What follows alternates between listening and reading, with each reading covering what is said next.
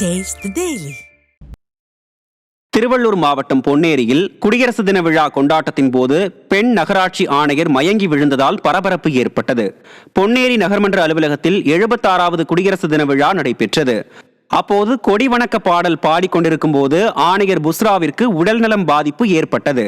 விழாவில் நிற்க முடியாமல் தடுமாறிய அவர் தனது அறைக்குள் சென்று சோர்வாக அமர்ந்தார்.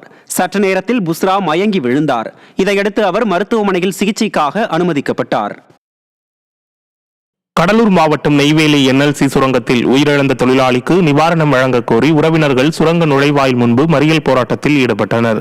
NLC 2வது சுரங்கத்தில் பணியாற்றி வந்த வேப்பங்குறிச்சி பகுதியைச் சேர்ந்த கருணாநிதி என்பவர் திடீரென மயங்கி விழுந்து உயிரிழந்தார்.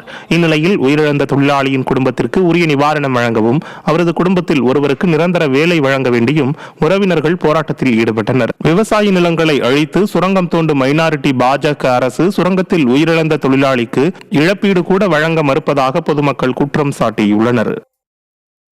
பெரம்பலூர் மாவட்டம் நொச்சிக்குளம் கிராமத்தில் ஊராட்சி செயலாளர் கையாடலில் ஈடுபட்டதை கண்டித்து கிராம சபை கூட்டத்தை நடத்த விடாமல் பொதுமக்கள் ஊராட்சி மன்ற அலுவலகத்தை பூட்டியதால் பரபரப்பு ஏற்பட்டது. மேலும் கையாடல் செய்த பணத்தை திருப்பிக் கொடுக்குமாறு ஊராட்சி செயலாளரிடம் பொதுமக்கள் வாக்குவாதத்தில் ஈடுபட்டனர். காஞ்சிபுரம் மாவட்டம்